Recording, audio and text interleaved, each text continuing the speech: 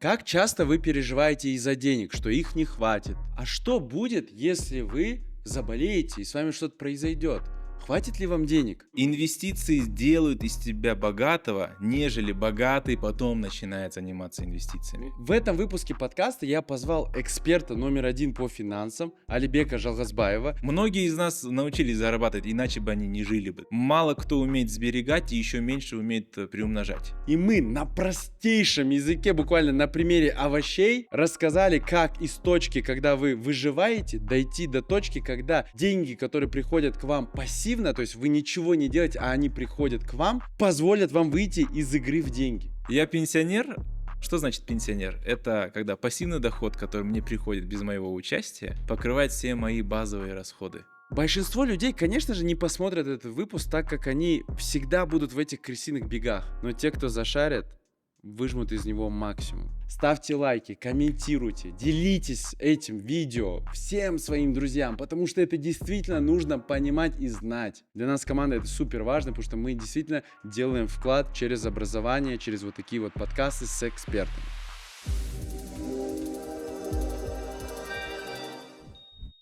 Ну что, друзья, сегодня мы очень интересную тему с вами обсуждаем, потому что это тема денег. Она всегда актуальна.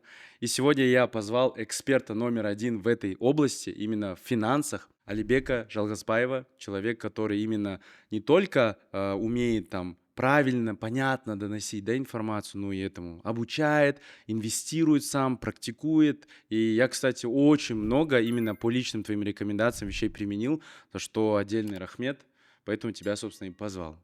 Классно, спасибо большое, что позвал, Арман. Давай разгоним эту тему финансов, потому что в стране это одна из таких вот горьких и громких тем. К сожалению, эта тема табу, и мало кто ее в онлайне обсуждает. Да. И моя цель, в принципе, сделать так, чтобы финансовая грамотность, инвестиции стали, наверное, модными. Потому что если это делать как бы правильно, типа вот финграмотность, вот учите, вот вкладывайте, откладывайте, типа все знают, Что это надо? что это Это надо. как есть брокколи, да, типа, да, полезно, ну нахрен он нужен. Как зарядку делать там или правильное питание, как ты Да, говоришь.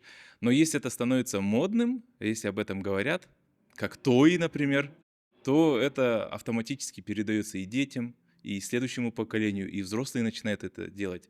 Но при этом это модным должно стать тоже правильно. А Да? знаешь, я в чем вижу основной барьер, почему это не так распространено широко? Очень много непонятых слов внутри.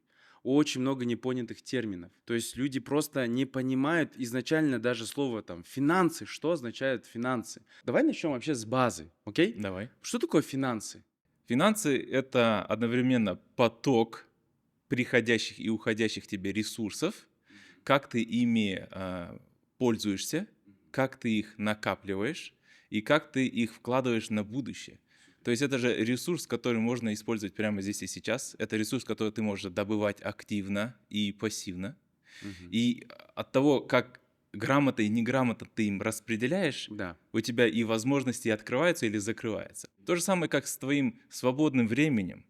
То есть ты тоже можешь его условно слить, Да. а можешь его грамотно направить и получить классный результат. Вот давай я тебе дам сейчас такое, скажем, техническое задание, вот точка Б. Я тебе говорю, и ты сейчас давай вместе проложим туда путь. Мне сейчас 28 лет. Я полон сил, энергии, как ты говоришь, немножко уставший. Да, это есть. Вот на этой неделе много работал.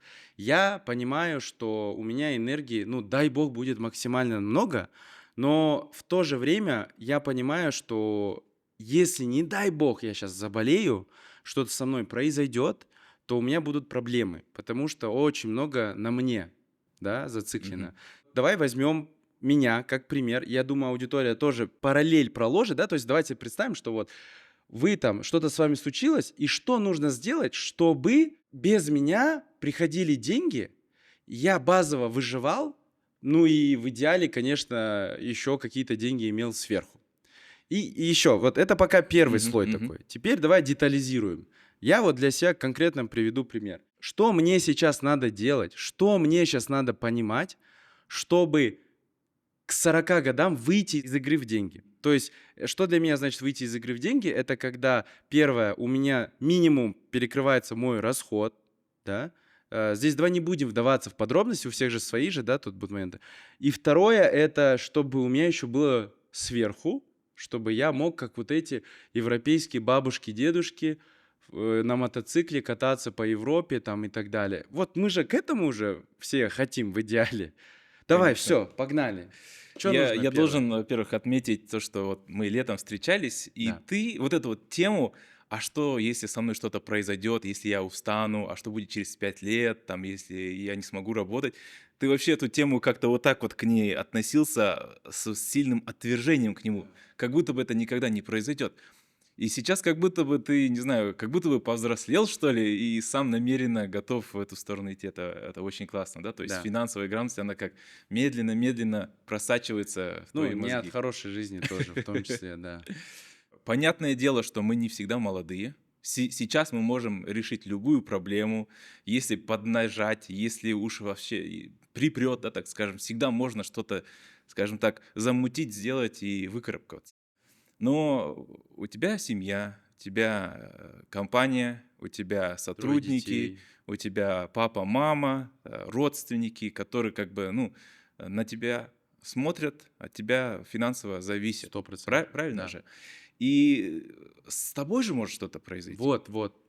И это же не значит, что я как-то притягиваю это, чтобы со мной это случилось, Нет. да? Или типа... Риск менеджмент. Конечно, ты даже тупо можешь просто сказать: я устал, я хочу отдохнуть, но возможности такой отдохнуть у тебя может и не быть. Можно я тут добавлю? У меня есть брат старший, он вообще живет в Англии уже давно, он там еще же гражданин Великобритании, и у него уже мышление другое. И вот он где-то года 2-3 назад писал письмо, как завещание делал. Да, И он мне звонит, говорит, если что, моими активами, там, дети мои, все, ты будешь этим заниматься. Я такой, почему ты об этом думаешь? Это же плохо, это же неправильно, ты же притягиваешь. Он говорит, а в Европе это абсолютная норма. Ты должен заранее понимать, что может произойти, и управлять этими рисками, а не в моменте охеревать, когда там что-то да. произойдет. В Европе я тоже жил 5 лет, там страховать жизнь и готовиться, скажем так, к худшему, это такая же норма, как у нас делать той, когда там шильдехана бейсик той, там, или просто свадьба. И по статистике человек, который застраховал себя, попадает в эти конфузы или в эти страховые случаи гораздо реже, чем тот человек, который никогда, в принципе, об этом и не подумал. Да? То есть факт того, что ты застраховался, уменьшает твои шансы к какому-то большому риску, Окей, во-первых. окей. Ну, давай Все, возвращаемся. долгое интро, лирика, Конечно. давай, конкретика. Сейчас ты зарабатываешь, и у тебя, конечно же, плюс-минус остаются деньги. Да. Да? Ну, как понять, что у тебя остаются деньги? Это не когда у тебя в конце месяца тебе надо типа где-то их искать, а ты ходишь в рестораны, ты можешь позволить покупать там игрушки ребенку, да? Ты можешь себе там какие-то там, ну, плюс-минус не совсем нужные вещи, но покупать. Это просто показатель того, что у тебя лишние деньги есть. Но так как на них нету целей определенной, Да. ты их тратишь на то, что, ну, это будет приятно, спонтанно, Да. это захотел, это увидел, вот это почему бы и нет. И более того, я еще хочу дополнить, что я думал раньше, что я выйду из игры в деньги, накопив определенный создав определенный стабильный заработок. И расходы тоже растут. И Конечно. ты, короче, по итогу, если не осознаешь, ты всегда живешь один к одному. Ты газуешь, у тебя деньги увеличиваются, ты газуешь. Деньги без целей всегда будут расходоваться бесцельно. Окей. Вот что я хочу сказать. То есть, если у тебя в кармане есть лишние 5000 тенге, к вечеру их не будет. Если у тебя есть условно лишние бесцельные деньги, они очень легко так и уйдут, а на следующий день ты даже о них и не вспомнишь. Когда я говорю откладывать часть от своих заработанных денег, люди говорят: это же ограничение, я же хочу здесь и сейчас жить, а почему я не могу себе позволить там покайфовать или там подарок? Я говорю: делайте то же самое, что вы делаете, но часть от этих денег все равно откладывайте. Вот до начала нашего вот этого эфира ты сказал, что за эти несколько месяцев ты все-таки накопил подушку безопасности, и как тебе легко начало дышаться. Вообще, да, я немножко тут расскажу. Алибек, вот первую рекомендацию, которую мне дал, он сказал, тебе нужно создать депозит.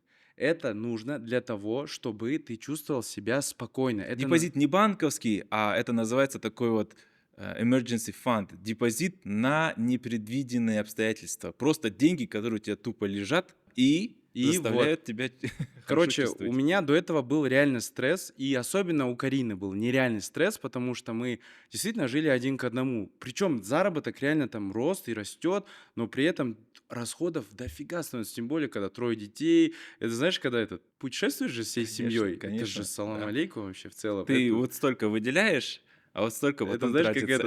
этот, у Гребенюка была такая мысль в инсте или в телеге он писал: Ты не крутой, если поехал с девушкой на отдых. Ты настоящий тяж, если ты повез всю свою семью, бабушку, няню, там это. И вот ты когда реально это делаешь, это состояние уходит. Раньше это неприлично такие суммы обсуждать. И вот, мы, в общем, жили один к одному, а потом приняли решение откладывать. И мы поставили себе цель, открыли депозит и поставили цель в определенной сумме. И просто мы начали, знаешь, ну типа по 50% откладывать, по 60, по 70. Да, в моменте мы сжимались, но мы смотрели не на то, что мы в момент должны купить, а у нас была цель конкретно вот собрать эту сумму. И мы ее когда собрали, и мы на себе ощутили снижение тревоги. Потому что Карина даже, допустим, я заметил, она вообще по деньгам сильно переживает. У нее травмы с детства были связаны с деньгами. И она говорит: блин, Норма, мне капец спокойно стало, когда у нас появилась эта реально подушка. Поэтому тебе спасибо за эмоциональное, психологическое, такое стабильное состояние моей супруги точно. Для женщины это особенно важно, потому что эволюционно случилось так, что женщины сильнее реагируют на потенциальный негатив.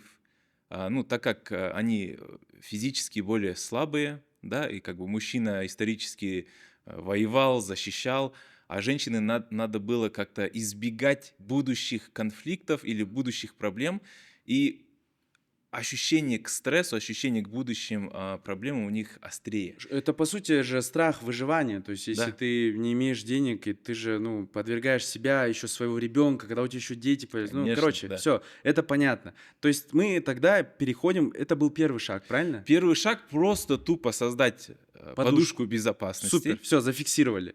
Подушку Ее создать на самом деле очень легко. я подтверждаю. Не потому, что ты как 60-70% откладывал. Если ты поставишь себе цель, вот ты заработал деньги, условно у тебя зарплата 300 тысяч, может быть там 700 тысяч тенге, без разницы.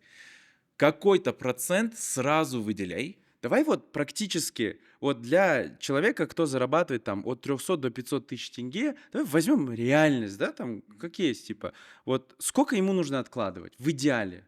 Да, так как я учился в Великобритании, и там очень много social studies проводят, да, исследования, то один из таких вот подтвержденных исследований — это когда у человека повышается или понижается заработок на 13%, это никак не сказывается на качестве его жизни. Вау.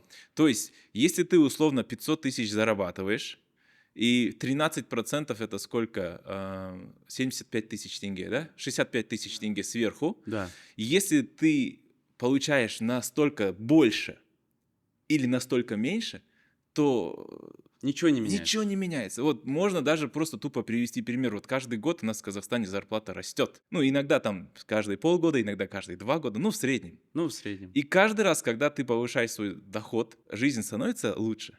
Вот как будто нет Ну, особо. типа, в среднем в Казахстане на 11% растет зарплата ежегодно, на темпах инфляции. Да, да, да.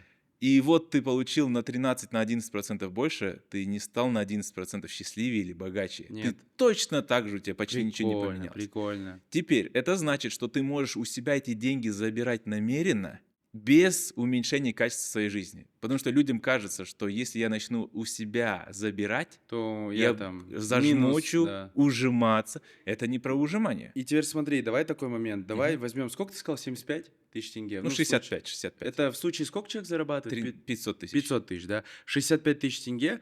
По году это сколько выходит? Ну, 650, 700, 750, где-то 750, 770, окей, где-то так. 770 уже есть в депозите. Плюс еще там же капает процент. Конечно, на них еще капают Сколько это проценты. примерно?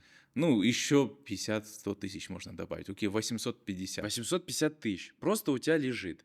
Потом это умножается еще, ну, короче, то есть, типа, если уже начать это практиковать, то подумайте в рамках 5-7 лет, если у вас это будет привычка. То есть у вас всегда будет реально, как ты говоришь, emergency что? Emergency fund. Oh, yes. Окей. Fund — это фонд Да, на... emergency это, А emergency — это когда в самолетах же да. есть, как это, опасность, Аварийно, опасно. аварийная Да, ситуация, да, да, да. аварийный фонд Ну, называется, тоже да. понтуется человек. Ну ладно, ничего страшного. I'm London sorry, English emergency, is a окей? Great Britain, да? Окей, окей. Let's go. Короче, все, давайте Capital. зафиксируем. Первый шаг, нам нужно создать подушку безопасности. Минимум, давайте не 13, 15%. В Лондоне пусть 3, в Англии пусть 3, 13%. У нас по-казахски надо округлять красиво. Не, Чё у вот нас эти можно 13? и 5, и 10, и 15. На самом деле абсолютно любая сумма. Да. Дело в том, что в первые времена у тебя будет желание их потратить. Да, и вот тут это же как спорт. Ты принимаешь решение заниматься спортом, и вначале 100% тебе не нравится, некомфортно, неприятно. Но дай этому год, два, три, и ты без этого не можешь жить. Тут то же самое, это же финансовая грамотность, она же не делается из момента, когда ты $1 000 000 заработал, и ты отложил. Это же не так делается. Финансовая грамотность, ощущение кайфа, она начинает доставлять спустя несколько месяцев. И как только она начинает тебе приносить кайф, ты уже не слазишь, получается, с этой историей. Но в самом начале это такой вот барьер. Но как только пройдет пару месяцев, и ты будешь на руках держать эту сумму, которая помимо того, что ты уже все свои расходы раскидал, у тебя зарплата есть, на всякий случай. Ну, окей, другой хороший пример подушки безопасности в том, что когда приходит жопа, извините меня, Да. э, Она всем периодически она приходит. приходит. И Да. удача, и жопа приходят регулярно. Да. И разница лишь в том, готов ли ты к ней или нет. Супер. Это знаешь, как... Просто, можно, это дурацкая история, не в тему, но я расскажу ее. Вот как люди на проблемы реагируют, да? Сдалека видят, ну, жопа летит. И они думают, ну, птица большая. Она раз такая ближе приближается, думают, ну, большая птица, короче, да? И потом, говорит, когда она в один момент, ты уже туда попадаешь, вот только ты тогда понимаешь, что это была жопа. Но по сути, да, грубо говоря, когда у тебя есть эта подушка, и ты видишь эту жопу потенциальную, то ты уже как бы ее легче воспринимаешь. Тебе как бы уже там какое-то движение влево-вправо уже можно сделать. А когда у тебя, конечно, ничего нет, ты постоянно в стрессе, в тревоге, супер. Я Все, вот на цифрах хотел бы да. просто чуточку добавить. Ты, видимо, человек больше эмоций, да? Я больше человек таких вот практических цифр. Да. Если у тебя нету подушки, как ты справляешься с проблемой? Это кредит или долг? А кредиты по какой ставке у нас в Казахстане выдаются? Не знаю. От 30 в районе 40% годовых. То есть, если у тебя есть кредит, потребительский кредит, то ты на ежегодной и на регулярной основе переплачиваешь банку 40% годовых. Особенно если у вас Каспий кредит, то там лимит поставило государство 46% годовых, но мы же знаем, что банки могут его плюс-минус так-так обходить. Но даже окей, 40% годовых, представьте, что вы половину, да, на половину больше денег переплачиваете на регулярной основе и потом думаете, куда же деньги деваются, почему мне не получается накапливать? А потому что у тебя есть кредиты. А откуда кредиты появляются? Потому что у тебя не было подушки, а проблема пришла. То есть подушка решает не только чувство безопасности, уверенности, да, дает тебе вот этот вот трамплин и прыжок. Если у тебя плохая работа и тебе не нравится босс или условия, но ты Да. боишься поменять ее, боясь, что у тебя же надо там коммуналку платить, дом платить, еду И платить. ты терпишь, И потому ты что терпишь, надо. потому что ты не можешь уйти. Да. А если у тебя есть подушка на 3 месяца, Ну, или Ты- знаешь, я могу привести пример, там, у одной она дает тебе и сотрудницы. свободу, и безопасность, и сохраняет тебе потерю будущих денег. Вот, и там у одной сотрудницы проблемы со здоровьем. И она, допустим, переживает, что она сейчас, если, ну, не будет работать, она может что-то пропустить, какие-то моменты. И из-за этого она тоже стрессует. И усиливает свою болезнь. Да, кстати, в том да. числе. Окей, хорошо, давай дальше. Это был первый шаг, закрепили. Теперь куда? Да, окей. Да, следующий вопрос. Это куда? второй шаг или это в первый входит? Я бы сказал, что если ты не знаешь, куда и как, то сложности появляются с первым шагом. Окей, все хорошо, это дополнение к первому шагу. Представь, что тебе нужно вставать утром рано. Но если ты летишь в Дубай или на Мальдивы, в 5 утра тебе вставать на самолет легко. Мгм. Но если тебе нужно на работу вставать или еще, то же самое утро, тот же самый сон, и тебе гораздо сложнее преодолевается. И получается, когда ты знаешь, зачем, что ты получишь там, и как ты это будешь делать, и чем лучше у тебя понимание, тем легче ты это будешь делать. То есть это и к первому шагу, и к второму шагу относится на самом деле. Он Окей, усиливает первый окей, шаг. окей, хорошо. И куда И надо так? куда? Если мы просто хотим подушку безопасности создать, то нужно вкладывать в безопасные инструменты. Типа безопасный инструмент — это депозиты. Да. Помимо этого еще, давай, какие есть варианты? Ну, недвижимость первая приходит в голову. Недвижимость, хорошо. Да. Второе, Это всякие акции и облигации. это не из безопасных, это из доходных. Окей. Столетиями человечество использовало золото как средство накопления, хранения, и золото у нас ассоциируется с защитой. И даже во времена кризисов, во времена инфляции и вот недавней девальвации, когда курс скаканул, золото спасло, подскочило мой портфель моих учеников. То есть золото — это инструмент сохранения и сбережения. А недвижка, ты, к сожалению, не можешь 15 тысяч вложить в недвижку. Ну да, Даже не можешь 2 миллиона вложить в да. недвижку. Это Тебе надо очень ее... большой градиент там. То есть создание подушки в недвижке не получается, факт получается, посмотрите, да? Да. Ну, иронично. То есть недвижка — это хорошо в виде защитного, но как регулярное Но это когда у тебя пополнение, деньги есть. это когда есть А обратно-таки ты сейчас ее купишь в ипотеку, это же обратно же проценты, и ты убытки. попадаешь в кабалу же. Конечно. То есть недвижка — это круто, но не в качестве инструмента инвестиций или как инструмента создания Или когда у капитала. тебя уже есть деньги, ты не знаешь, куда их положить, ты сохраняешь ее там. Да, Ну, недвижка имеет как бы узкое направление использования. И основное из них — это жить там. Да. Так что в качестве инвестиции недвижка, наверное, самый последний вариант, куда нужно смотреть. Так, ты сказал первый депозит. Депозиты Всё. всем понятные Ну, инструменты. я думаю, тут все понятно, да. Тем более там в Казахстане особо выбор небольшой. Окей. Второе. Золото. Золото. Вот это нестандартно. Как купить золото? Два таких вот самых распространенных вида покупки золота. Первое — это слитки. Монеты, слитки 5 граммов, 10 граммов, 50 граммов. Их можно купить в банках. Но минимум ты можешь купить на 5 граммов Это сколько? слиток. И на текущий момент 5 граммов будет стоить где-то 250 тысяч тенге. Ого. То есть Прикольно. 1 грамм в районе 50 тысяч тенге стоит. Так. То есть Подожди, это прям физическое это золото? физическое Я думал, это 99... где-то там приложение, тебе надо купить Нет, золото. если ты хочешь физическое золото, как можно получить физические деньги, доллары, А там, можно тенге? онлайн золото брать? Второй способ — это онлайн золото. Окей. Но в первом способе, когда ты покупаешь золото, оно в упаковке запечатано, и только банк может у тебя его принимать обратно. Мгм. И вот здесь хитрость. Банк диктует цену продажи тебе и цену выкупа у тебя этого золота.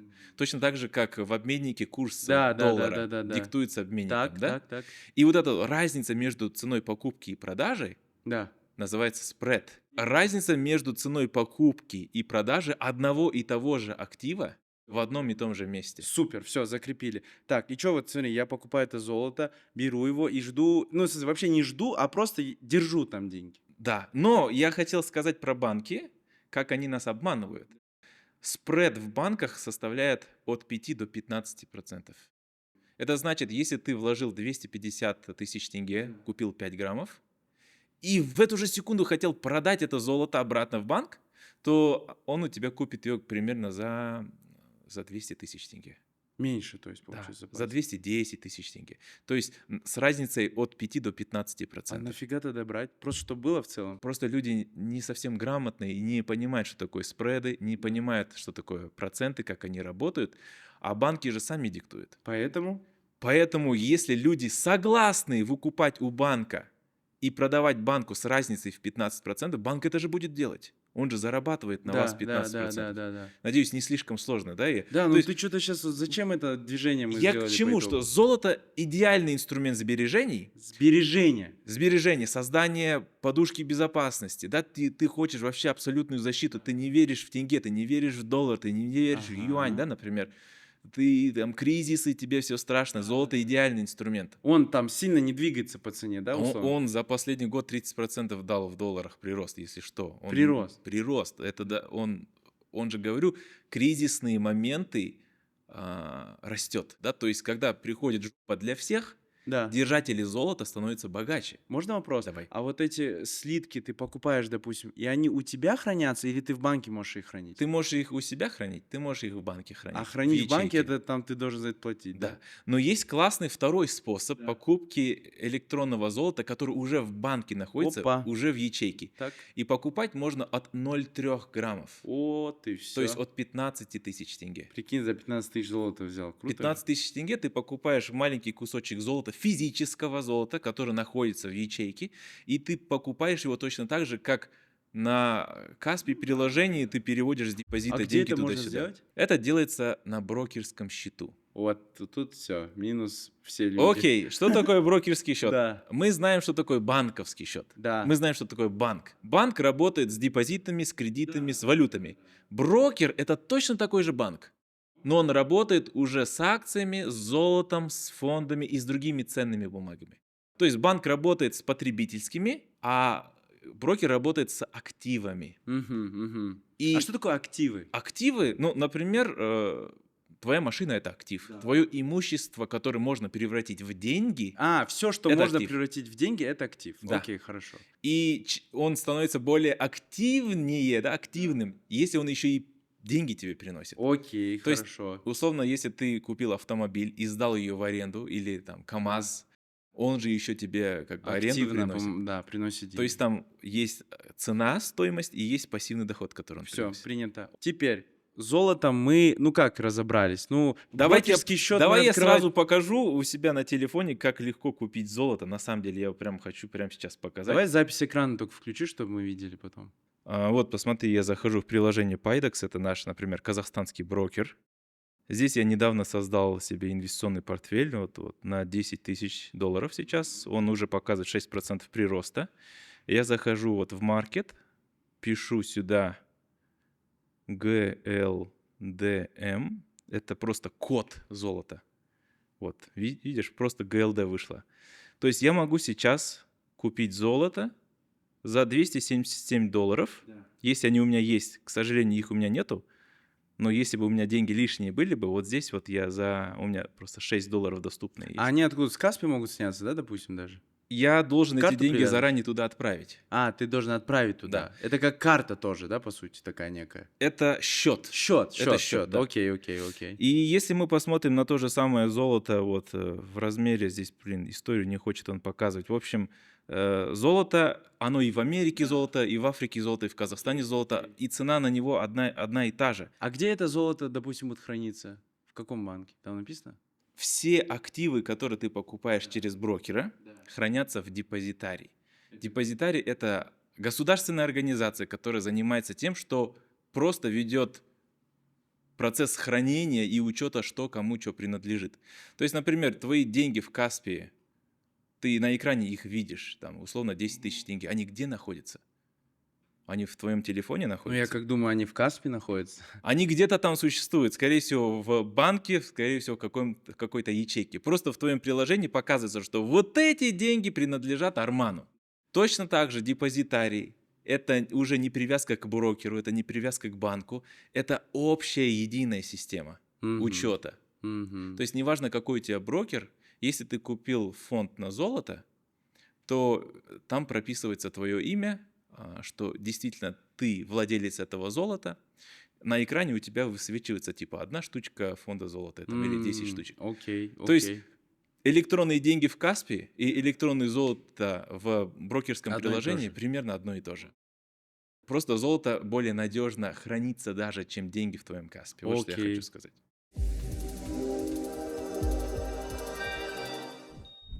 В прошлом выпуске с Павлом Гительманом мы для вас разыграли очень классный подарок. Первое — это один индивидуальный разбор от меня, от Павла, для одного из вас. И еще 9 человек будут это все смотреть. То есть для одного это вообще будет нереально полезно, а для 9 это вот просто записать самую последнюю инсайдерскую информацию от нас с Павлом. И вот, кстати, наши победители, 9 человек. И самое главное, вот он, победитель номер 1. Вот, все просто как всегда, ребят. Пишите инсайты, как вы это будете внедрять в жизнь. Мы мотивируем, поощряем вот именно таких ребят, кто конкретно настроен внедрять наши идеи в свою жизнь. Погнали.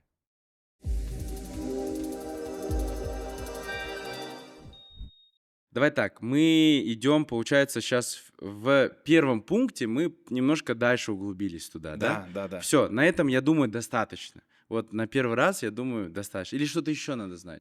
Активы, которые ты можешь покупать, в которые ты можешь вкладывать, их очень большое количество. Ты не ограничен только депозитом или недвижкой. То ты можешь и в серебро вкладывать, и в нефть вкладывать, и в акции, и даже в кофе ты можешь вкладывать. Кстати, кофе тоже конкретно подросло. Ты можешь вкладывать в государственные ценные бумаги, ты можешь давать в долг Казахстану, Турции, Америке под проценты, и они будут перед тобой гарантом. То есть, когда ты депозит кладешь, ты даешь деньги в долг банку, и банк перед тобой гарант. А когда ты даешь в долг государству, уже государство перед тобой в долгу. Прикольно. И государство не может сказать, типа, ну, извини, я не верну тебе деньги. Потому что государство, когда берет в долг, оно не только у тебя берет в долг, оно берет в долг, в принципе, у рынка. И мы же слышим по новостям, если ты слушаешь, там, внешний долг Казахстана столько-то, столько-то, внешний долг Америки столько-то. Что значит внешний долг? Я думал, они каким-то странам должны. Это, оказывается, они всему миру должны, Да, людям. они всем тем, кто покупал их облигации. Ничего себе. Облигато означает обязательство перед. То есть я тебе даю в долг под проценты, это займ. Но если это организовано на государственном уровне, это облигации. За сколько тенге или долларов можно купить облигации, как ты думаешь? Не знаю. 1000 тенге в Казахстане, 100 долларов в долларовой облигации получается. То есть там идет номинал. Как валюта, типа, есть разная, да? Ну, посмотри, у меня есть 10 тысяч тенге. Это номинал этой бумаги. Но я могу ее разменять на 10 по 1000. Так вот, облигации имеют такой же номинал, и есть как бы самая маленькая купюра у них, Да. неделимая. Это называется вот номинал. И в Казахстане чаще всего это 1000. То есть, имея 1000 тенге, ты можешь вкладывать в облигации. Или имея 100 долларов, ты можешь вкладывать в зарубежные Окей, облигации. окей, То есть тебе не надо быть миллионером, миллиардером. Вот что я Да. хочу сказать. Супер, супер. То же самое и с акциями, то же самое и с золотом. То есть это как барьер того, что человек думает, блин, зачем я буду свои 15 тысяч куда-то вкладывать? Вот, то есть, по сути, вот это вот финансовое мышление, оно, по сути, создается с нуля. То есть это не так, что ты стал миллионером, а потом ты начал думать о финансах. Ты Да. думаешь о финансах и становишься миллионером. Да. Вот это ключевой момент. Инвестиции делают из тебя богатого, нежели богатый потом начинает заниматься инвестициями. Окей, Понимаешь, окей. да? Да. Смотри, первый этап мы прошли. Сохранение. Ну, первый этап — это научиться зарабатывать деньги вообще. Не, ну ладно, это мы Второй щас- этап — сберегать. Да. Третий этап — это теперь это приумножать. Вот, подожди, мы сейчас на каком-то сбережении, правильно? Да, мы между вторым и третьим. Вот, давай пунктом. пока еще про сбережение. Мгм. Что еще там надо знать, чтобы сберегать деньги свои? Чтобы сберегать, тебе нужно знать, как ты ими будешь пользоваться, когда жопа придет. Например, какого формата жопа может случиться? Ты потерял работу. Жопа. То есть у тебя наверняка хватит денег еще там недельку прожить. Это значит, что в течение недели ты должен свои активы в деньги успеть превратить. Так, окей. И золото ты успеешь превратить за неделю в деньги. На самом деле золото ты успеешь превратить в деньги в течение 2 минут. Точно так же, как ты из депозита на карту переводишь же, очень быстро. Это называется ликвидность. Ликвидность — это быстрота перевода актива в деньги. Как быстро это переводится. Например, недвижка, она не ликвидна. Ты можешь ее 3 месяца продавать, можешь не продать. Можешь, конечно, самое быстрое, за сколько ты можешь продать, это несколько дней. То есть все равно ликвидность, как бы даже в самом лучшем случае, не такая высокая. А во время жопы тебе нужно жопу спасать. Извините за мат, конечно, но...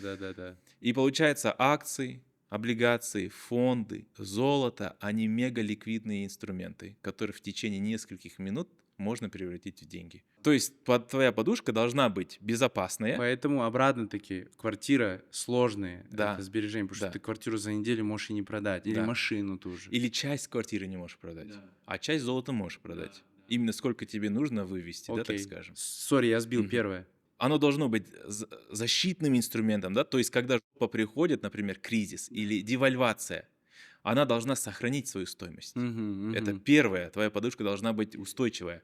Это значит, что она не должна быть только в золоте. Скорее всего, это и депозиты, и золото, может быть и валюта, может быть биткоин. Мгм. Понимаешь, Мгм. да? То есть Окей. разные варианты. Может быть наличка. Второе, она должна быть ликвидна. Да, то есть быстро должна превращаться в деньги, чтобы ты мог ее тратить. И третье, она должна защищать какой-то аспект твоей жизни, измеримый. А в книжках это считается 3-6 месяцев твоей жизни. Во, ну-ка, так, подробнее. То есть ты должен накопить ту сумму. Да, люди говорят, а сколько я должен накопить? Типа миллион мне хватит или нет? У меня вопрос, сколько ты тратишь в месяц на жили-были, на стандартную жизнь? Если ты тратишь 500 тысяч тенге на стандартную жизнь, это значит, твоя подушка должна быть x3 минимум и x6 максимум. То есть от 1,5 миллиона до 3 миллионов. Супер. То есть я могу, по сути, сейчас зайти в банк, поставить там период с 1 там, по 1 число, допустим, какого-то месяца, посмотреть, сколько я трачу, да, правильно же я Да, мыслю? конечно, да. И типа помножить там на На- 6 месяцев На в 3 или на идеале. 6, да. Да, и вот вам цель по накоплению вот этого депозита. Важно не сколько ты зарабатываешь, умноженное на 3, а сколько ты тратишь на жили-были, не на гулянки. А если у тебя накоплено денег больше, чем 6 месяцев Да, твои жили-были, так. это значит, что у тебя деньги уже начали простаивать. То есть представь, что ты купил хлеб домой, или две буханки хлеба. Это круто. Но если ты 10 купишь, это плохо. Они уже портятся. Они начнут портиться. То же самое с деньгами. О, Если они лежат без дела, они портятся. Что значит деньги портятся? Это инфляция.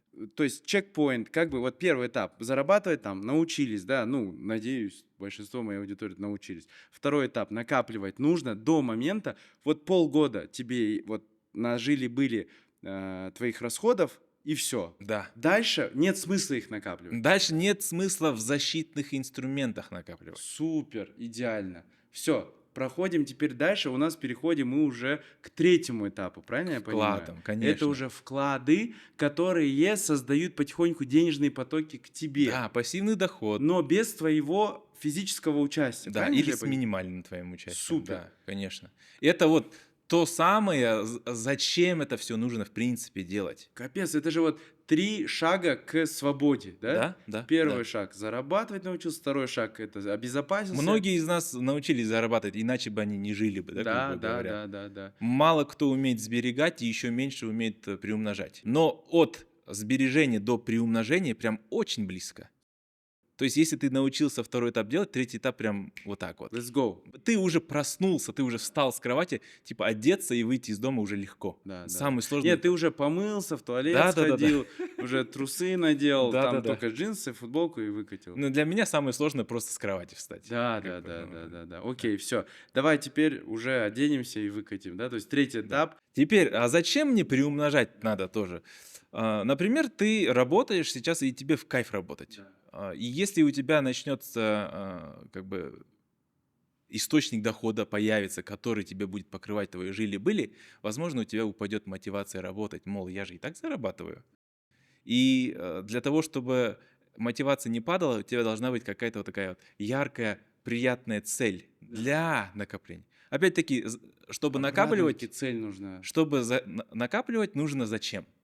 И чтобы был пассивный доход или Тоже рост капитала, зачем? нужно тоже Окей, зачем. вот какие есть топ-3 стандартных зачем, чтобы вот зрители могли для себя какой-то взять? Топ-3, да, начнем с самого невкусного и перейдем к самому Давай, да. вкусному. Первое – это подготовка к безбедной пенсии. То есть мы знаем, что в 60 с чем-то лет мы выходим на пенсию. Если ты предприниматель, то ты зарабатываешь в 5 раз меньше на пенсии, чем твой активный заработок во время предпринимательства. Если ты наемный сотрудник, то в 3-4 раза меньше ты зарабатываешь. То есть если у тебя зарплата 500 тысяч, на пенсии ты будешь получать 100-150 тысяч тенге. А если 500 тысяч тебе не хватает или не хватало при работе, 100-150 тебе точно не хватит. Опа. И какой у тебя выход? У тебя 2 выхода. Ебашить дальше, Как есть. потому что не работать, Да. потому что там тебе уже придется из силы это все делать. Ты уже старый, тебе приходится это делать. Или второе, сидеть на шее своих детей. Я в прошлый раз, когда тебе про это сказал, тебе прям больно стало. Да.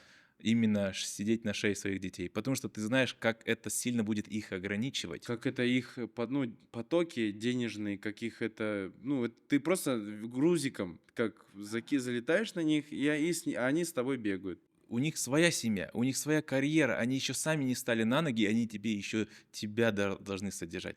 И их потолок, куда они могут достичь, резко падает. Слушай, а тебе не кажется, что это прям проблема, грубо говоря, поколения наших родителей?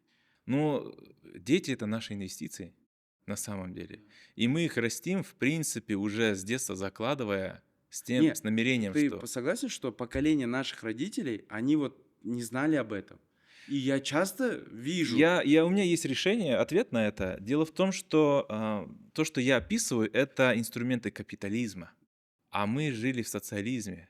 Ну, не мы, наши родители, да. да, СССР. Да. В СССР не было вкладов в капиталы, Да. были там Давай облигации, были военные слова облигации. проясним тут. Вот социализм это что? Социализм — это когда государство тебе гарантирует трудоустройство, безбедную бедность, если ты отучился, работаешь в нужном месте и ведешь себя как ну, как бы правильный гражданин. Окей. А капитализм это? Капитализм — это чем больше пользы ты приносишь, тем больше ты зарабатываешь. При этом равенства капиталов нету. То есть, если ты слишком много зарабатываешь, к тебе не придут и не скажут: карагым, давай поделись с народом. А в социализме так скажут. Типа в социализме твое это общее, грубо говоря. Приватизация, да, там большие бизнесы. Некоторые люди почему-то до сих пор думают, что мы там живем, судя по В комментариям. капитализме чем больше ты полезен, тем больше ты зарабатываешь. Но это не значит, что нету людей, которые обманывают и крадут. Да, Конечно, да. не будем в эту сторону Да, ходить. да, Конечно, не, да. чисто понятно, концептуально так. Окей, хорошо, И принято. капитализм — это государственная структура, которая показала себя наиболее устойчивой среди всех остальных. То есть социализмы, коммунизм, все распалось. Там несколько стран только осталось, там Корея, там и где-то там еще. А капитализм показывает максимальную пользу, максимальный рост, максимальные инвестиции, максимальное развитие И экономики. ты сам Это влияешь на Америка. свою жизнь, Это да? Америка, да. То есть Да. почему они самые крутые? Да. Потому что там капитализм, в принципе, ну, проявил себя в лучшем Это, конечно, стези. создает для кого-то стресс, но с другой стороны, это же зато кому-то позволяет расширяться бесконечно, постоянно. То есть... И это позволяет тебе зарабатывать без твоего участия.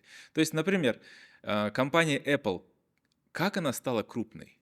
Она не сделала это на свои деньги. Потому что вот она придумала компьютеры, она придумала там технологии, но кто-то другой же может это все быстренько скопировать. Тем более, если у них есть капитал и деньги, они могут это быстрее масштабировать. И они могут захватить рынок, и Apple как бы вытесняется. Так. Но если Apple создает рабочую модель, бизнес-модель, классный продукт, и теперь ей надо это масштабировать, она продает часть своего бизнеса инвесторам за деньги, и эти деньги направляет на свое развитие. Инвесторы получают долю в бизнесе, компания получает бесплатные деньги.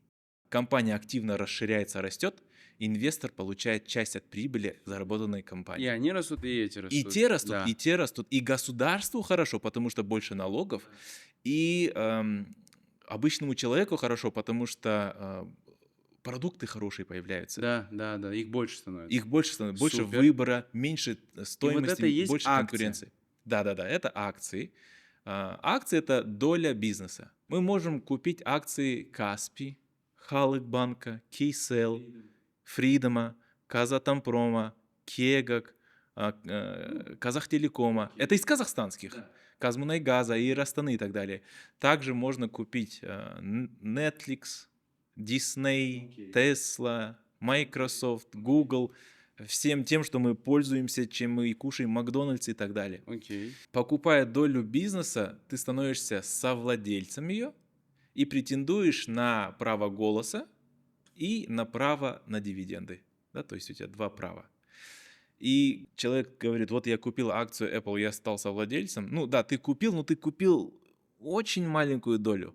У тебя очень маленький голос, и у тебя очень маленькая доля от огромной прибыли. И если компания Apple растет, развивается, создает новые продукты, увеличивает денежные потоки клиента, как бы клиентскую базу, акции тоже растут. Мгм. То есть, когда мы вкладываем в акции, мы должны покупать те акции, Которые растут. которые имеют большую перспективу роста в Вот давай будущем. на примере Apple возьмем. Давай Вот на как примере они Apple. росли?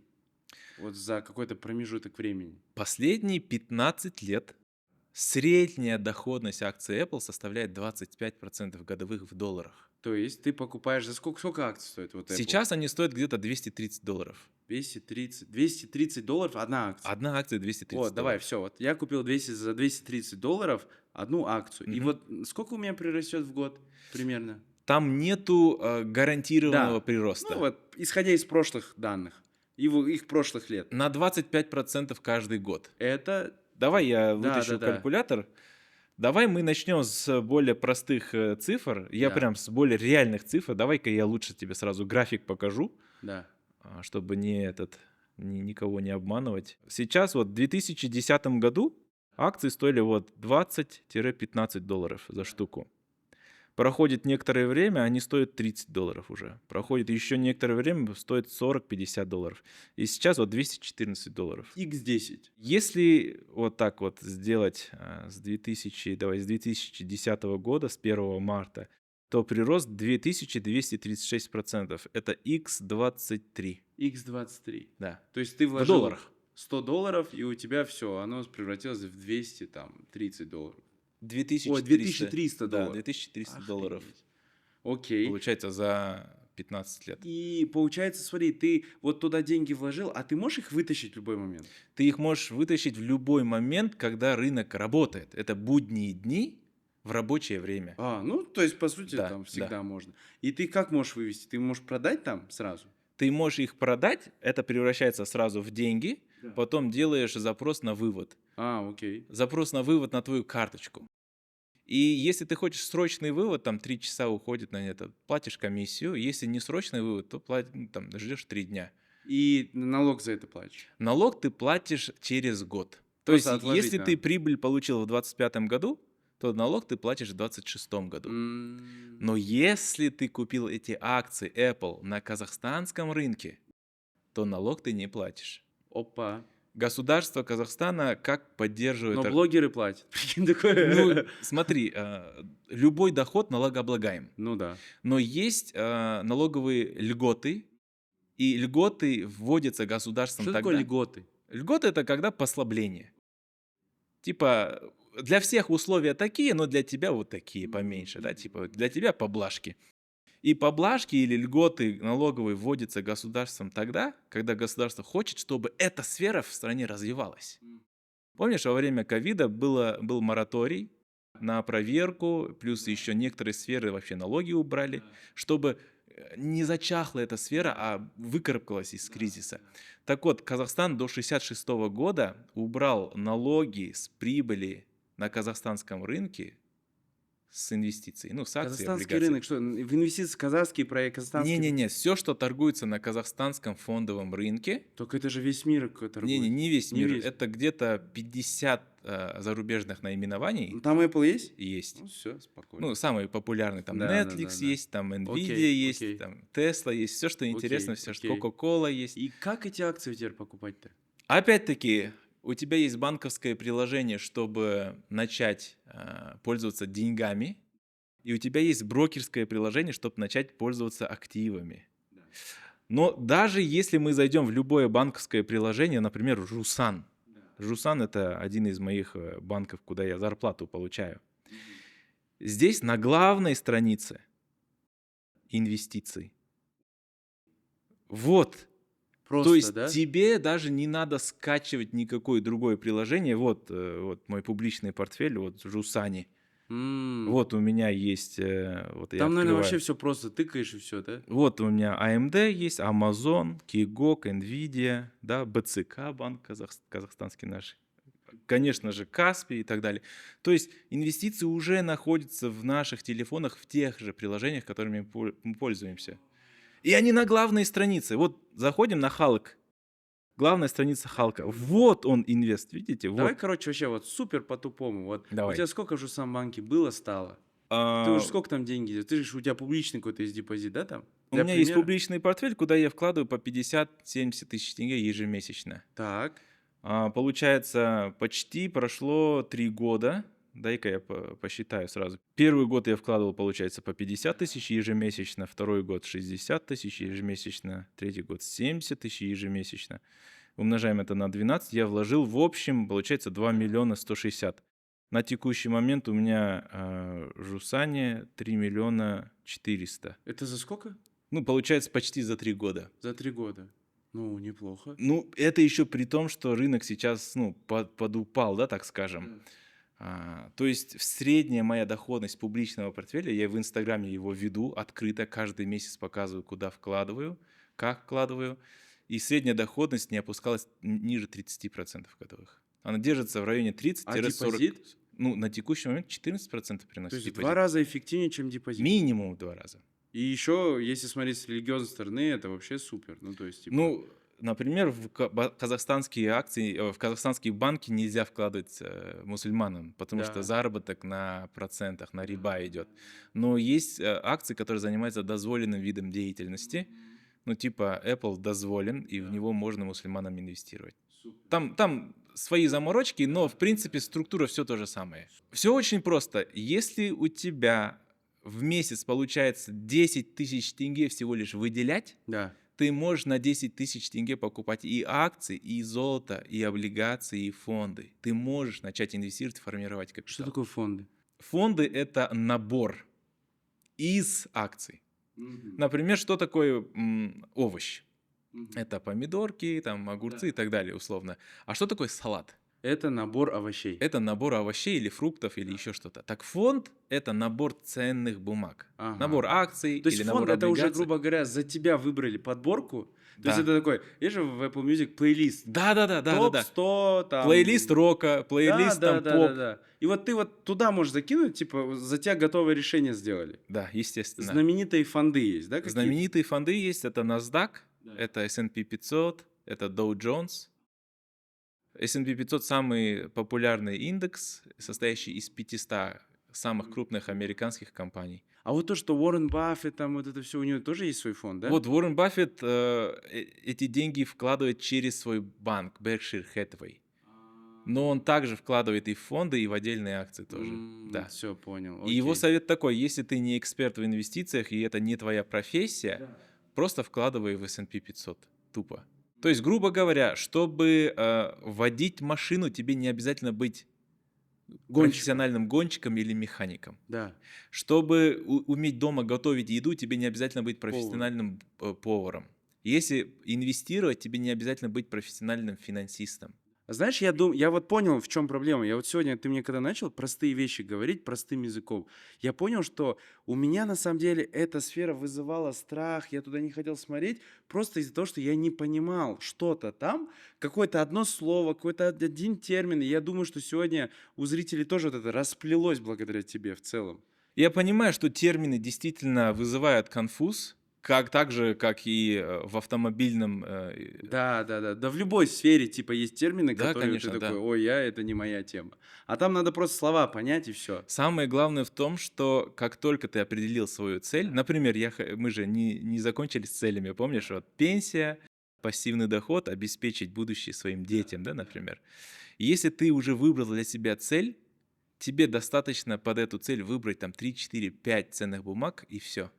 Тебе больше уже никогда выбор не надо будет совершать. Ты просто будешь вкладывать в эти ценные бумаги. То есть и тут то же самое привычка. То есть ты этот процент, который ты вначале накапливал в депозит, в безопасность на 6 месяцев, когда ты эти 6 месяцев преодолел, ты потом этот же процент по привычке теперь вкладываешь просто в акции. Да, не обязательно даже преодолевать эти 6 месяцев, ты можешь параллельно их запустить. Ну, если вот прям по порядку идти, как вот, знаешь, этот эволюционировать, правильному, да, да? по правильному, то по сути же можно так сделать. Можно. Все, итого, давай так резюмируем. Вот первый этап, ну, ты зарабатываешь, понятно. Второй этап, ты начинаешь уже потихоньку откладывать на такую безопасность, на подушку, да, где ты там закидываешь на депозит, допустим, себе там 15% от своего заработка, как сказал Альбек, это супер безопасно, в вашей жизни ничего не поменяется.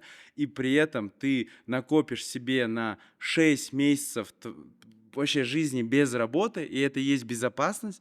И теперь по привычке ты теперь эти следующие 15% можешь закидывать уже на акции. которые постепенно, степ-бай-степ, будут приносить тебе уже какую-то сумму, которая тебе останется на твою, так скажем, беззаботную пенсию, где ты не будешь грузом Не для обязательно своей... пенсию, но как один из Не, вариантов. ну давай, мы, Да. да, мы берем такой консервативную историю стандартного человека, где там нету амбиций, там, Я хочу сказать, что я пенсионер. час. Сейчас, да, мне 33 года стукнуло вчера. Так. Я Вчера? Да, вчера, да. Поздравляю. Спасибо. И уже пенсионер. Я пенсионер. Что значит пенсионер? Это когда пассивный доход, который мне приходит без моего участия, покрывает все мои базовые расходы. То есть, по сути, мне не обязательно работать. По сути, я свободный, да. А как? Я опять-таки могу через свой телефон показать, Да. как эти выплаты приходят, да.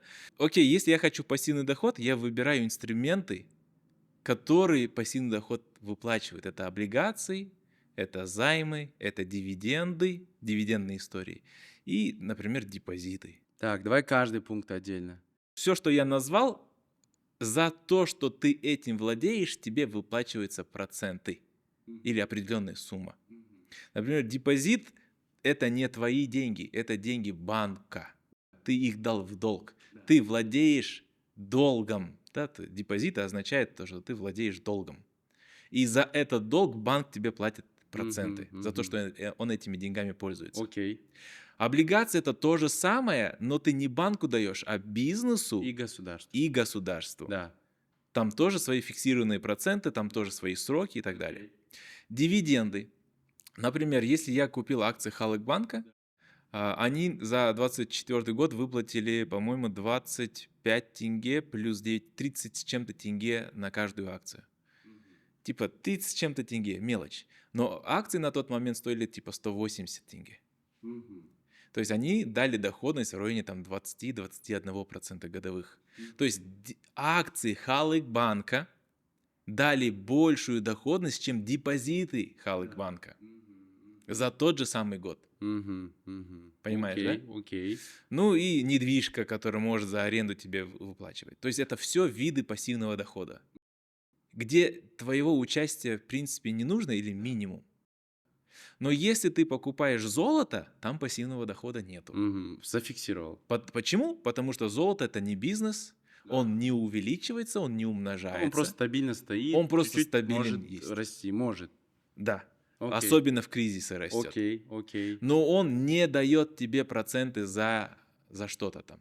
То есть есть инструменты пассивного дохода, есть инструменты сбережений, есть инструменты прироста капитала. Например, акции Теслы не платят ни дивидендов, ни процентов, но зато они дают доходность где-то 30-40% годовых в среднем. И ты раз в год выводишь деньги. Не обязательно раз в год. Ты можешь ими владеть хоть сколько угодно времени. Например, вот Coca-Cola. Она существует уже более 100 лет. И их акции существуют более 100 лет. И весь этот период они выплачивают дивиденды до сих пор. Почему? Потому что мы все пьем Coca-Cola, Да. компания зарабатывает деньги. Куда эти деньги компания направляет? Вот ты, как владелец бизнеса, ты заплатил налоги, заплатил сотрудникам, заплатил за рекламу, коммуналку и так далее. И деньги остались. Куда эти деньги деваются? Ну и на меня. Владельцу. Да. Или владельцам. А так как акция означает, что ты владеешь компанией, долей компании, значит тебе доля от этих прибылей достается. Это называется дивиденды. Не слишком сложно? Не, ну вот смотри, Нормально? вот этот этап, он, короче, уже такой level pro. Да, И- это как не-не-не. 4-й этап, да, можно сказать? Я бы сказал, что это просто базовые понимания. Такие вот, я бы сказал, многие об этом знают. Как правильно этому научиться? Как это вот, ну, допустим, вот все равно недостаточно вот так сейчас раз это все обсудить. Да, принцип понятен, но нужно как бы немножко воткнуться в это все. Хорошо. Как правильно сказать? Мы самая крупная школа финансовой грамотности и инвестиций в Казахстане. И мы занимаемся тем, что популяризируем это, рассказываем, показываем, как это делается, показываем лицензированные платформы, да, как все легально это делать, где платятся налоги, как не попасться на мошенников и так далее. И ты правильно сказал, что это все не уместить в один подкаст или в Да. один ролик. Поэтому мы проводим онлайн-уроки, эфиры, вебинары, Уже с мастер-классы. детализированным объяснением. Но мы делаем тематические. Так, Да, допустим. иногда мы делаем эфиры на мусульманские финансы. Иногда делаем эфир формула пассивного дохода, да, то есть как по конкретным шагам достичь пассивного дохода, условно, на примере 200 тысяч тенге ежемесячно. То есть какая у тебя должна быть сумма, сколько ты должен вкладывать, куда ты должен вкладывать, какие инструменты должен вкладывать, например. Или, например, у меня есть 2 детей, и я вкладываю на их будущее. У меня есть портфели, я готовлю им безбедное будущее уже сейчас. То есть и они растут, и их деньги растут. У меня вот сын, все декретные деньги, все государственные вот эти вот госпомощь, Да-да-да-да. я все направляю на брокерский счет. И у Ничего меня себе. у сына, ему даже месяца нету сейчас, он уже имеет капитал, который уже растет и растет вместе с ним. Например, вот моя дочка, я вкладываю по 50 тысяч тенге ежемесячно, всего лишь, с момента ее рождения. На текущий момент у нее капитал более 9 миллионов тенге. Ей сейчас сколько? Почти 6 лет. Почти 6 лет. А к 18 сколько у нее будет? 420 миллионов. 420 миллионов тенге? Да, мы с тобой делали рилс. Не, Ты ну я понял, имеется так в же виду, реагировал на типа, это, ну, да. это же реально дохрена. Да. Окей. И И, она просто 18 лет выйдет и уже такая, игра пройдена. ну, не игра пройдена. Понятное дело, что человек уже всегда Мало. недостаточно, ему нужно развиваться, пробовать, расти, двигаться, Но у нее тратить. будут деньги на тест продуктов, проектов каких-то, и Да-да-да. она будет как бы в спокойствии. Она даже не будет беспокоиться, учиться, не учиться, в какой стране Да. учиться, грант, не грант, работать, не работать, срочно надо где-то деньги находить. Нет, у нее будет эта свобода выбора. Но, опять-таки, чтобы не снесло ей башню, 18 лет Да. с такой огромной суммой, я уже с текущего возраста внедряю финансовую грамотность в ее жизнь. Ты Еву обучаешь. Ну, как обучаю? Ребенка невозможно обучить. Ребенка можно только показывать и создавать пространство, чтобы человек, ну, ребенок экспериментировал. И я даю ей деньги, она их копит, она их сберегает. А раньше она их резала вообще ножницами. В магазине я однажды показал, что за эти красивые бумажки, которые она режет, можно, оказывается, чупа-чупс купить. Тогда связка словилась, теперь она их не режет. Теперь она их копит, теперь она их тратит. И когда гости приходят, там курендек, вот это вот все, она уже знает, что она будет на них покупать, как их сберечь, как их не потерять. У нее копилочка, у нее свой кошелек. Короче, что нужно сделать? Куда перейти? Короче, Что? Да, вот я суть делаю уже. тематические Всё, эфиры на продал абсолютно идею. разные темы. Да. От как воспитать ребенка, как подушку безопасности создать, да, ввести Да. бюджет, как начать инвестировать, как безопасно открыть брокерский счет, как там к пенсии подготовиться, исламские инвестиции. То есть тем куча. И я их провожу бесплатно. А все, что вам нужно, ребята, это зарегистрироваться на эфир и прийти в назначенное время. Мы закрепим ссылку снизу. Кому действительно нужно, необходимо решить эти вопросы, переходите по Не, я ссылке. хочу сказать, что я сейчас готовлю обновленный эфир. Вот в честь, получается, вот день рождения у меня было. И сейчас я готовлю такой вот классный, крутой эфир, где по шагам буду рассказывать от создания капитала, от ведения бюджетов до открытия брокерского счета. То есть сразу же мы на эфире научимся Полный инструктаж. сразу же С покупать акции. приложениями, что делать, Да, как куда делать. закидывать деньги, Инструкция. Да, по сути, это инструкция. Окей, Да. супер, супер. И опять-таки этих эфиров тоже бывает недостаточно, конечно же. И мы проводим полноценное обучение тоже, которое длится у нас 2-3 месяца, но сопровождаем мы, даем доступы, да, ответы в чатах, эфиры, вот это вот все, весь вот этот вот процесс в течение года. То есть у нас есть еще полноценное обучение. И люди, которые приходят к нам на обучение, за счет денег, которые они платят, мы, в принципе, и развиваем свой проект. У нас есть мобильное приложение, единственное в Казахстане, которое направлено на то, чтобы сберегать и приумножать ваши деньги, да, вести учет ваших бюджетов, да, новости отслеживать, кэшбэки, кредиты, Классно. депозиты, вот это все. Ты кому должен, кто тебе должен, как бы сколько, куда ты потратил, Супер. насколько эффективно твой ведется бюджет. Приложение бесплатное, но очень дорогое для нас обходится. За счет чего? За счет того, что к нам приходят люди обучиться этому нормально. При этом нормально, опять-таки, с нуля до уровня понимающего, в принципе. И наше обучение люди проходят и находят работу в сфере финансов, становятся консультантами и трейдерами у брокеров, в банковской сфере, они находят работу в венчурных фондах капитала. А что такое венчурный фонд? Венчурный — это, по сути, когда еще бизнес вообще не встал на ноги, Да. ты вкладываешься на С этапе нуля. ее становления. Идея. Да. Ну, почти как в стартап получается. А, То есть окей. это высокорискованные инструменты для М. уже богатых людей. Это уже. Это уже инвестиции. Вот это Да, про, да, да, да. Это level? уже инвестиции, как, Pro знаете, level. для вот эти вот уже, которые на обычных инвестициях уже поднялись, да, так скажем. Окей, окей.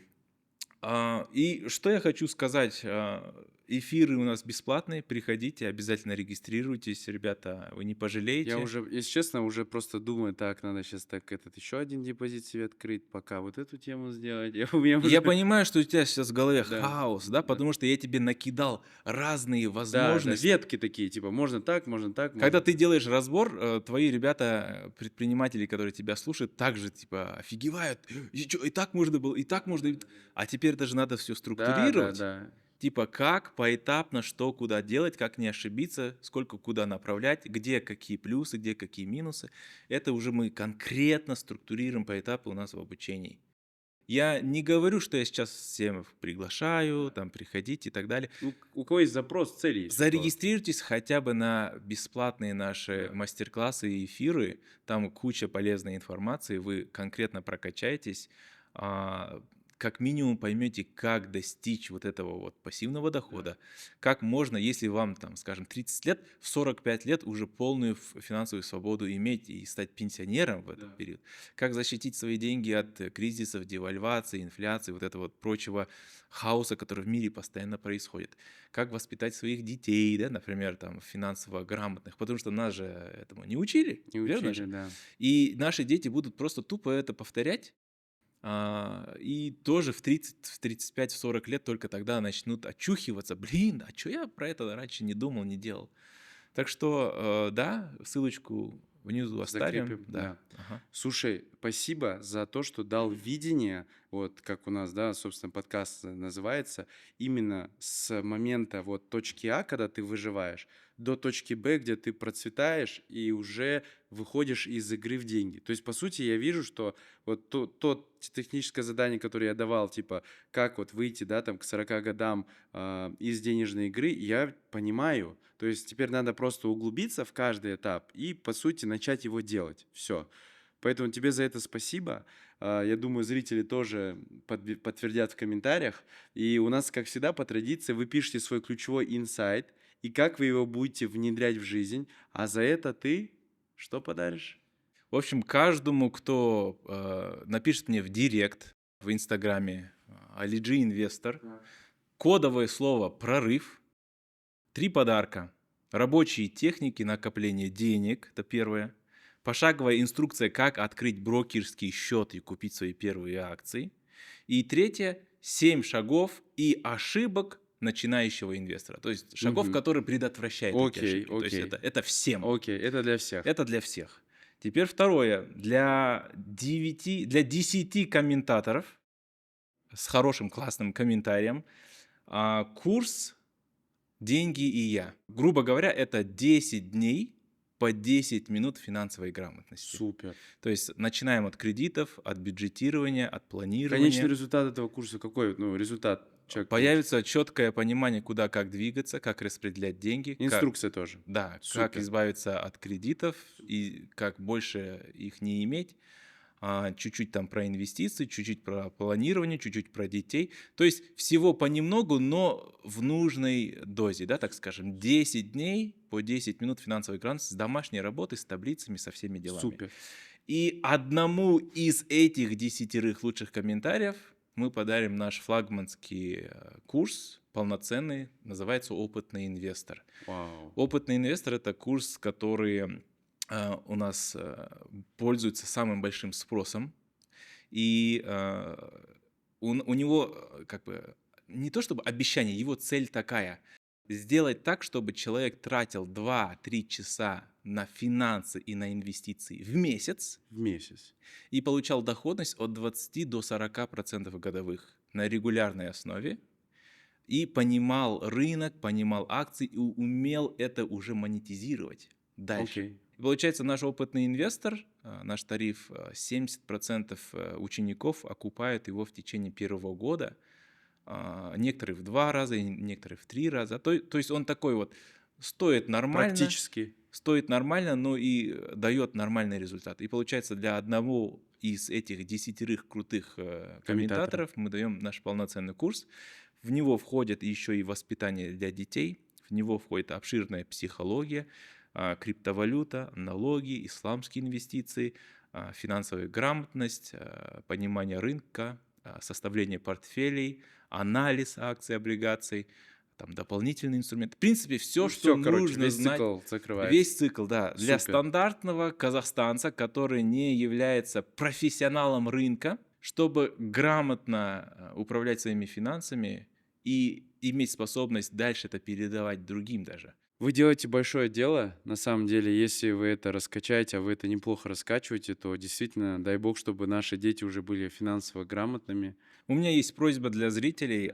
Финансовая тема у нас в Казахстане табу, ее не любят обсуждать. Даже если у тебя есть кредиты или плохое финансовое положение, об этом нельзя рассказывать. Надо приукрашивать, уят булада и так далее. А если ты с деньгами все круто, у тебя все классно, то у нас есть понимание, типа, сиди тихо, не То есть показывай, и не там рассказывай. получается какое-то искаженное такое понимание. И детям деньги То же стараются не давать, потому что они их потратят на всякую фигню, там потеряют и так Станут далее. плохими, там И про деньги не любят у нас рассказывать. А я хочу, чтобы финансовая грамотность стала такой же нормой, как ТОИ у нас в Казахстане, как это за границей, да, то есть в Великобритании, в Лондоне, где я учился, 70% населения инвестирует, 70% населения. То есть это база У просто. нас в Казахстане 250 тысяч активных счетов всего из 20 миллионов людей. И сколько процентов? Это 1%. Там чуть-чуть в Ну районе и вот эти 1%. 1%, они как раз-таки самые успешные, по сути. И получается, ну даже если у нас в Казахстане чуть больше 1%, за последний год количество инвесторов увеличилось в 3 раза. Да? То есть эта тенденция у нас растет, рынок развивается. И чтобы это стало нормой, чтобы это стало таким вот популярным направлением, я прошу от вас лайки, репосты там, и все вот эти классные штуки, которые делаются для продвижения. 100%. Давайте сделаем так, чтобы каждый казахстанец был финансово грамотный. И скачивайте наше приложение Инвестадии, ведите учет своих финансов, оно бесплатное, делитесь со своими детьми, с родственниками, ведите свой семейный бюджет. У меня жена его ведет в нашем приложении, получается. Рахмет, Арман, что пригласил и дал Я возможность. сам тут сока уже для себя сейчас. Я, если честно, уже думаю о том сейчас, как надо вот это все сделать сейчас. Да? Спасибо. Тебе спасибо. Классно. Я Всё. люблю свои подкасты за то, что я тут сам расту офигенно. Спасибо большое. Ребят, ставьте лайки, подписывайтесь, комментируйте действительно. И все, пишите в комментариях. Все, увидимся в следующем выпуске. Жақсы, рахмет.